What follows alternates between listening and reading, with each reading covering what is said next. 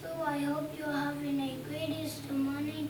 Today we are going to be reading from the Bible. John 20:1-18. Early on Sunday morning, while it was still dark, Mary Magdalene came to the tomb and found that the stone had been rolled away from the entrance. She ran and found Simon Peter and the other disciple, the one whom Jesus loved. She said, "They have taken the Lord's body out of the tomb, and we don't know where they have put him." Peter and the other disciple started out for the tomb.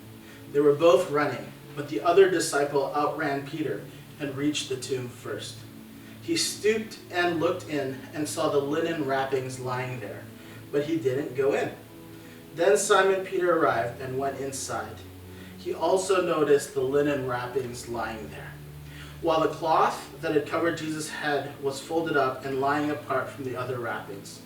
Then the disciples who had reached the tomb first also went in, and he saw and believed. For until then, they still hadn't understood the scriptures that said Jesus must rise from the dead. Then they went home. Mary was standing outside the tomb crying, and as she wept, she stooped and looked in. She saw two white-robed angels, one sitting at the head and the other at the foot of the place where the body of Jesus had been lying. "Dear woman, why are you crying?" the angels asked her. "Because they have taken away my Lord," she replied, "and I don't know where they have put him." She turned to leave and saw someone standing there. It was Jesus, but she didn't recognize him. "Dear woman, why are you crying?" Jesus asked her. "Who are you looking for?" She thought he was the gardener. "Sir," she said, "if you have taken him away, tell me where you have put him, and I will go and get him." "Mary," Jesus said. She turned to him and cried out, "Rabboni," which is Hebrew for teacher.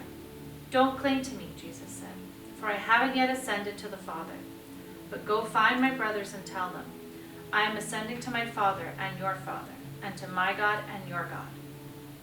Mary Magdalene found the disciples and told them, "I have seen the Lord." Then she gave them this message. Matthew 28:11-20. As the women were on their way, some of the guards went into the city and told the leading priests what had happened. A meeting with the elders was called, and they decided to give the soldiers a large bribe. They told the soldiers, "You must say Jesus' disciples came during the night while they were sleeping. They stole his body. If the governor hears about it, we'll stand up for you so you won't get in trouble." So the guards accepted the bribe and said what they were told to say. Their story spread widely among the Jews, and they still tell it today. When the 11 disciples left for Galilee, going to the mountains where Jesus had told them to go. When they saw him, they worshipped him, but some of them doubted. Jesus came and told his disciples, "I have been given all authority in heaven and on earth. Therefore, go make disciples of all nations, baptizing them in the name of the Father, and the Son, and the Holy Spirit. Teach these new disciples to obey all the commands I have given you, and be sure of this, I am with you always, even to the end of the age." Luke 24:50-53. Then Jesus led them to Bethany, and lifting his hands to heaven, he blessed them.